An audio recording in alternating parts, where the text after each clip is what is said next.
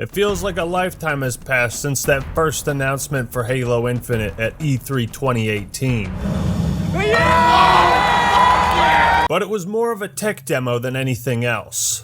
A year of patience passed, and again, Infinite made an appearance at E3 2019. A new character, another ring. Say what? Master Chief struts out the back of a pelican, and they got you again. But at least we had a release date, right? Holiday 2020. Another year of blue balls, and we were back at E3 again. That stench. I've smelled it before. If after 2 years this is what they had to show us, then there was no way Infinite was going to be ready by holiday 2020. Halo Infinite was, as I called it, a hopeful disappointment. Which brings us to the present. What's up, everybody? This is the Act Man here, and today we finally got Halo Infinite multiplayer gameplay. Oh my god! But the longer we wait for something, the more refined and polished we expect it to be. The more epic in scale. And that's not always realistic. With E3 behind us, have our blue balls finally been relieved? How is Halo Infinite looking? Is 343 Industries on the right track? And do I have faith in what they've shown us so far? There is so much to discuss and break down, so get your Halo 3 Slurpee and let's jump straight into this. Hit the music, Johnson. Roger that. Kick the door.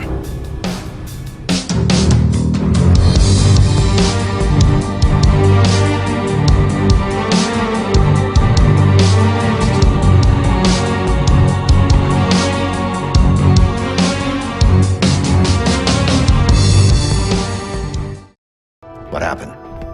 Where is Cortana? Don't you remember? She bought a pair of the Raycon Everyday E25s and has been listening to the Halo 3 soundtrack non-stop. Thank God for that. Raycon is revolutionizing the audio industry as we speak by making top-tier earbuds at half the price of other brands. They offer a wide variety of colors, give you 6 hours of playtime, and come in this awesome carrying case that doubles as a charging port. No wires, no stems, takes 15 seconds to pair them with your phone or other Bluetooth device. The Everyday E25s are the perfect choice for, wouldn't you know, everyday use. But how do I get these earbuds, Acting Male? Why, by going to buyraycon.com/actman, of course, where you can get a 15% discount off your entire order. Anytime I go on a walk or run, I always take these bad boys with me. It's easy, convenient, and amazing quality. And if by some miracle the profits betray you and you're not totally satisfied, there's a 45-day free return policy. So what are you waiting for? Grab yourself a pair of sexy Raycon earbuds today. Link in the description and pinned comment, and thank you to Raycon for sponsoring this video. Transition. This holiday, Yes! 20th, I'm excited to be here with Joseph Staten. Yes! Nobody sells a Halo better than Joe. My nostalgia was off the charts when I saw him on camera in Vidoc fashion, like we did all those years ago. So there was a substantial multiplayer showcase, but right now I'm going to focus on the campaign stuff, so check the timestamps if you want to skip around. This opening shot is pretty dang gorgeous. Thankfully no clouds popping in this time. With all the Marines scattered around, I get the sense that this open world might be similar to like World of Warcraft in that there's all these different outposts that you can go to and grab quests or new equipment or talk to people. Bringing Halo to an open world setting is a first for the franchise. They kind of experimented with it in ODST, but it's basically the second Mission of Combat Evolved, but just turned into an entire video game, and I'm down for it. I also imagine that, like Skyrim, if you see a mountain in the distance, you can go there. That mountain is not just a backdrop. You can walk all the way to the top of that mountain. The heart of Halo is Spartan 117, the Master Chief. Yeah, screw Locke, Blue Team and Osiris. Pfft, get out of here. You might have noticed none of the characters from 5 have made any appearance or even been mentioned. Where is Arbiter? We've tried to bring all these elements of Legacy and really inject them into Halo Infinite. Oh, they really designed this to be a celebration of previous Halo, as well as an iteration of where Halo can go next. One of the big points 343 keeps hammering down on us is Halo Infinite is a celebration of everything that makes Halo so awesome. So awesome! It's a return to form, but also an iteration. Going back to a Halo ring setting, a focus on the sandbox. All the cool ways weapons and vehicles can mash together, highlighting the Master Chief. So we see Chief floating through space wreckage as a somber piano plays. The pilot dude is talking in the background, and it's very reminiscent of Halo 4's trailer. Where is Cortana? Hold on! Chief? Who is this? Who are you talking to? This one of your whores, huh?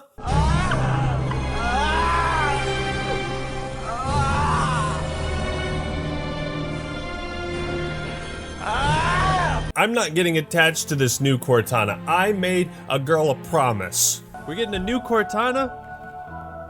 Windows 10 upgrade! So it's confirmed that we are continuing Halo 5 story. Old Cortana is gone? Question mark. Will new Cortana be able to take her place? Maybe someday. Apparently she's called the Weapon, and the plot's gonna revolve around finding out what happened to the real Cortana. I'd say all the story beats, dialogue, and delivery is pretty good, other than some slightly forced exposition from Cortana 2.0. Don't you remember? My instructions were to enter this installation. Steve Downs is killing it as Master Chief.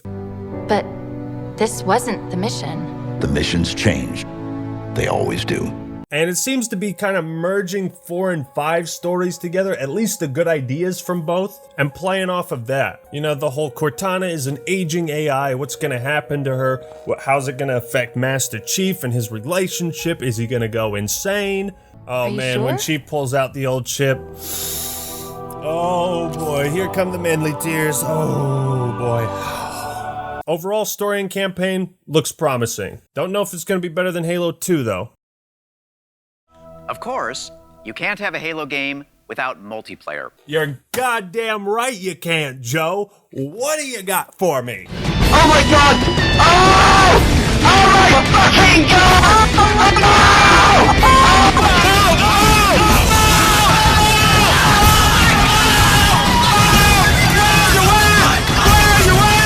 Essentially, we got about 15 minutes total of dope multiplayer footage and 343 interviews. It's time to break this down to the nitty-gritty nanobots. The trailer was mostly just a hype machine, not meant to give you a real taste of the gameplay, they never do.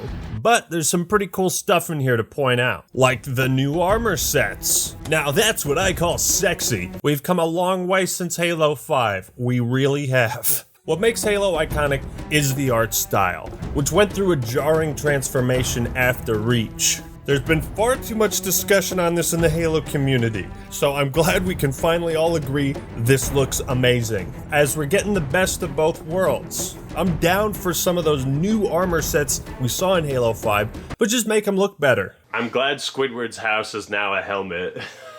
Yeah, it does look like that, huh? But get your chopsticks ready, cause guess who's back? The Brute Chopper! One of the best things from Halo Wars 2 was of course the Banished. A new Covenant faction gushing with style. The Covenant designs have been revamped with a more red aesthetic, but I hope they also have options in the future for classic versions that are more blue and purpley. You know, that's what I want Infinite to be, the Smash Bros. Ultimate of Halo. Bring the best parts of the franchise into one singular experience that is supported for years. This is a cool detail right here, having weapons spawn on the walls. It's so simple that I cannot believe Halo has never really done that in multiplayer. Everything's just laying on the goddamn floor all the time. It's like, come on guys, pick up your trash. Remember the first level in Halo 2 Cairo Station, and they had all the SMGs like pop out of the walls? Wasn't that so cool? As small a detail as this is, I think it'll make maps more interesting. Equipment. You can also see 343's huge emphasis on Halo 3 style equipment, except on steroids. These are tried and true FPS power-ups like the sonar pulse, bubbly shield kind of thing. It does seem like a lot of the equipment is useful only to the person using it, so hopefully they add more like team-based, team-oriented equipment.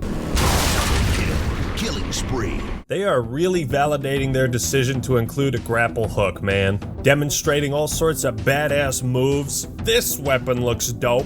When are we gonna get an Isaac Clarke skin, huh? Because this is the fusion cutter from Dead Space. This shotgun puts the scatter shot to shame.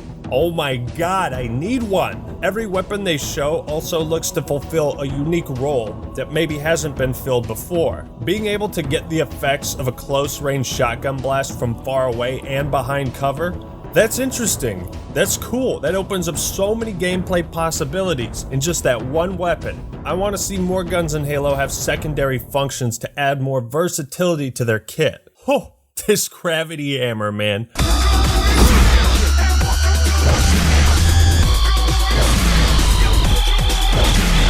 But can we please get some ridiculous knockback physics? That's half the fun. Get the fuck out of here! Also, noobs beware, your combo has some counterplay. This is the repulsor, and it allows you to quickly turn the tide against an opponent. Can you redirect a scorpion blast with this thing? Or a fuel rod cannon? It's like everything I'm seeing, I'm imagining all these scenarios in which these things can be used and played around with. Now, I personally believe it's the right path to kind of follow Halo 3's example because I think it's the most refined multiplayer in the franchise. You know, after Halo 3, it was like, well, let's fuck around with this stuff. Okay, that worked, kind of. Let's go in this direction now. Oh, yeah, they didn't like that. Well, let's go way off in this direction, way over here. The only issue I'm kind of seeing with the equipment is there needs to be some visual indicator that like a player has it or some windup, you know? And they show that later on. A guy's about to use an overshield and he gets killed before he can use it. And if you noticed on this bubble wall thing, you can actually shoot out different squares of it. This map is giving me tropical sand trap vibes and I love it. Honestly, this skewer weapon is the only thing that's looked bland and boring, especially compared to everything else. And again, they are selling us the grapple hook. Jacking vehicles out of the air seems kinda busted. I mean, it can literally do everything. But that's the cool thing about equipment, right? If you add all these abilities inherently like Halo 5 did, then every part of the game has to be balanced around those abilities. But if you put in one thing that's like really overpowered and it doesn't work on this map, you just take the grapple hook out. Or maybe fine-tune the grapple hook. Ooh, the rings from the first trailer. This map looks like Valhalla, and you can see on this ghost that losing a wing actually affects its movement. Ordnance drop inbound. Okay, I'm worried now. But this Banshee looks sick. And by the way, we do not see any Promethean weapons at all. Make of that what you will. Yep, this base design is almost identical to the ones in Valhalla. But it feels different. And if you notice, on the red flag, it's the same snake emblem from the flags in Combat Evolved. God, what a throwback. Oh boy. The Halo community is losing their shit over this samurai armor. That's it for the reveal trailer. Now, I also want to say one of the more underrated aspects of these trailers so far is the music. From the small snippets we've heard, the spirit of the franchise is well and alive. They even did a remix of Walk in the Woods for like the 6th time. That song is a staple in every Halo game. It needs to be. You know, that was something that 4 and 5 didn't have. The spirit of the franchise. I think what 343 has taken a long time to understand is Halo will always be what Bungie made it to be. And you can build your own cool new stuff on top of that. But the soul. You know me. When I make a promise. You keep it. If you don't have the soul and spirit of the Bungie Halos, it's not gonna feel like Halo to us. Like 4 and 5 are not bad games. They're not. They just don't feel like Halo. The goal for 343 isn't make something as good as Bungie. The point is to take what they were doing and run with it. We had our time to experiment, now let's get back to basics. Well, what is Halo multiplayer? And for me, it boils down to this tight arena-style combat and big team battle, this wide open, vehicle-infused kind of combat. We're taking that awesome legacy or classic Halo combat experience and modernizing it in ways that'll feel fresh to old players and really exciting to new players. Yes, Joe, you're the best. Please sign my hell. Like, if you look at how the series evolved with Reach and beyond, it has felt directionless, lacking identity. Halo isn't supposed to be an amalgamation of all the currently popular trends. Halo 4 went as far out of its way to copy Call of Duty as possible. And with an opportunity to easily make a battle royale, it's a great sign that 343 isn't doing that. Even though I kind of want one, it speaks to me about their priorities. 343 isn't just chasing the trends, they're making a goddamn Halo. First off is the Battle Pass. So that's kind of ironic I went on that rant, but hear me out. Battle passes are the trend right now. Guardians was defined by its enhanced movement. That was its identity. Infinite is not going to be defined by a battle pass, and in fact, it's doing it the best way possible. Halo Battle Pass will never be taken away from you. And what I mean by that is once you buy it, it's yours and does not expire. By not giving players a set time period like, hey, you gotta unlock all this shit, play 500 matches in a month. When new battle passes come out, you can progress the old one or the new one. It's kind of the same thing MCC has been doing. Tom French here is also a total badass. This man helped create the incredible Forge mode in 5. I think Forge is being outsourced to a different studio for Infinite, but it's great to see him in this Vidoc too. The toughest challenge, I think, was really about how do we respect the legacy of what came before us, but still build something that feels new? That is the million-dollar question that you guys have collectively answered. All the shield effects, flaring is amazing. I love the Bulldog as a faster firing shotgun. There will be aiming down sights though. Ooh, tough break. As you can see with the Needler and Assault Rifle here. But it looks like ADS is highly de-emphasized, right? It's so small you can barely notice it, and I think it only shows up twice. Not every weapon needs ADS, honestly. I feel like it should just be given to automatic weapons like the Assault Rifle and Needler to make them slightly better at medium range. God damn, isn't this fun talking about Halo and being excited about it again? Also, no Spartan charge, no ground pound thrusters, clambering I don't think, no stabilizers. If any of these mechanics are going to return, besides clamber, I think putting them as a power-up or a custom game option would be the way to go. This shot right here is pretty funny. How did I get here? This reminds me of the Halo 5 beta where the Spartans were all like, oh hell yeah bro, we won the match. What makes Halo feel like Halo? Teabagging your opponents into submission. I feel like the answer to that question is the sandbox. Like, the sandbox is Halo. Oh, it's the sandbox? That works too. The message just repeats. The sandbox. The sandbox. The sandbox. Catchy. Any idea what it means? Again, they're showing off the grapple hook and how it can grab items, weapons, fusion coils, and I have to wonder about its consistency. Is it like an automatic thing, or can the line be severed and cut by like a stray bullet or something? This right here is an alternate use for the repulsor where you can kind of use it as a mini grav lift to launch yourself up. Another great idea with limitless potential. Looking at how the power-ups play, like your classic power-ups like the overshield and the active camouflage, you pick that up and you choose when you activate it. It goes into your inventory. If you haven't used it and someone kills you in multiplayer, you drop that overshield and then they can take it, use it for themselves. This idea literally just creates more possibilities for gameplay. It'll add so much versatility and decision making to the moment-to-moment combat.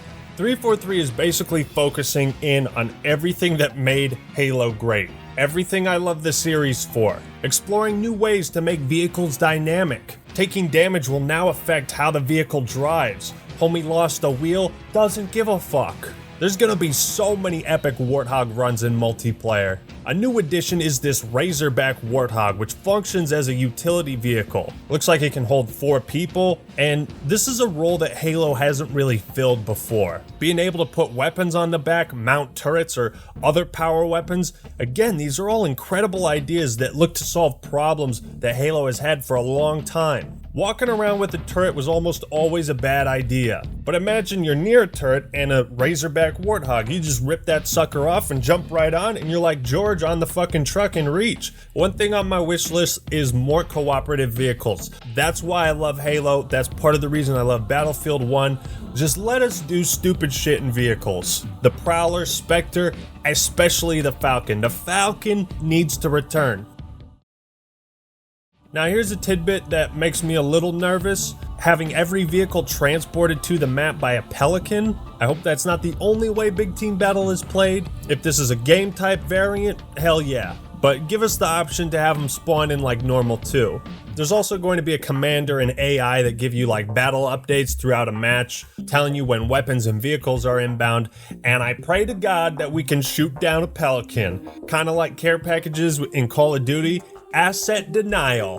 Personal AI for multiplayer will just open the door for amazing voice actors to come in and be the sort of secondary announcer. Let's get Nathan Fillion again. Bring in Snoop Dogg and Ice Cube. Fuck it, why not? Oh my god, can we get David Scully as Sergeant Johnson as a voice announcer?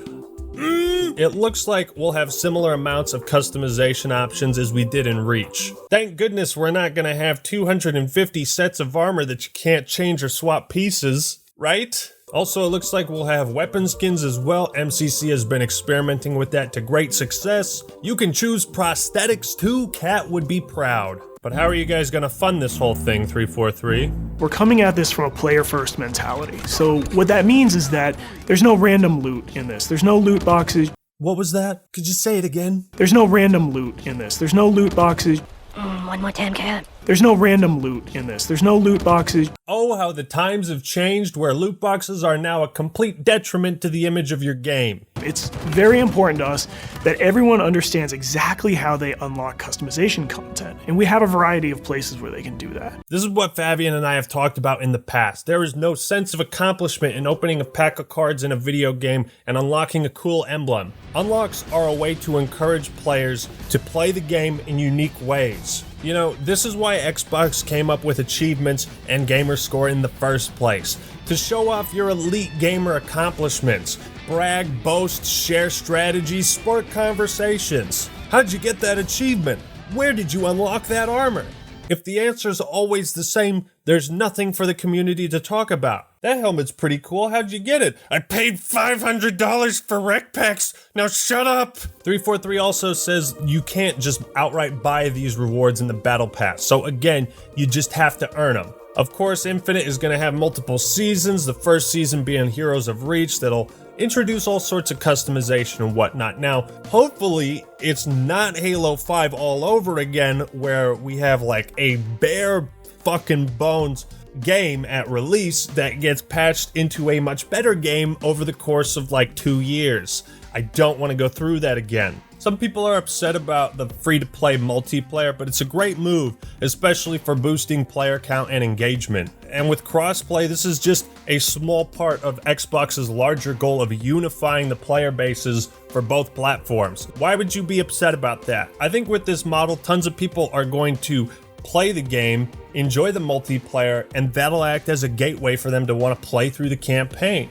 The Academy looks to be like an expanded training ground tutorial. Really cool idea. You know, for casual players to learn the basics and for competitive players to warm up before jumping straight into a competitive match. They're also adding bots into Halo for the first time. Something that Call of Duty started like 10 years ago in Black Ops 1. Bots will also fill in for people that quit during a multiplayer match, effectively solving a problem that has plagued Halo since the inception of Xbox Live. Leavers have ruined multiplayer matches in Halo for 20 years. Launch is just the beginning. Now we're just going to be able to talk, interact more frequently. Ain't that a relief? I'm done with the blue balls. I got enough plasma grenades around here as is. Hopefully this means more updates, blog posts, short gameplay stuff as we close in on that 2021 release date. So that is the bread and butter of what we were shown. Now here's some stuff to think about that wasn't mentioned. We haven't really seen any specifics on what kind of game modes Infinite will have. Oddball, CTF, Slayer, of course. You expect those. But I'm way more interested to see what experimental stuff they're gonna throw at us. We only saw one new vehicle and it's a variant of one that's been in the game since the beginning. I want to see more new vehicles. Also, will weapon variants return like in Guardians? I think that would be neat, but I don't want the sandbox to be too oversaturated. And now, the big two. Dual wielding and playable elites. While both haven't been totally ruled out as a no, go screw yourself, it is disappointing that neither are going to be in Infinite at launch. Elite customization was so cool in Halo 3, I always thought it would continue to evolve, but that part of Halo has just been left behind. Dual wielding at this point is just a pipe dream for me. I understand it's never been balanced super well, most times it was underpowered, but come on man, look at the cover of Halo 2. Just look at it. There's plenty of ways to make it a more viable strategy, and if it just becomes like a custom games thing, if it can't be balanced for online, then I'm fine with that.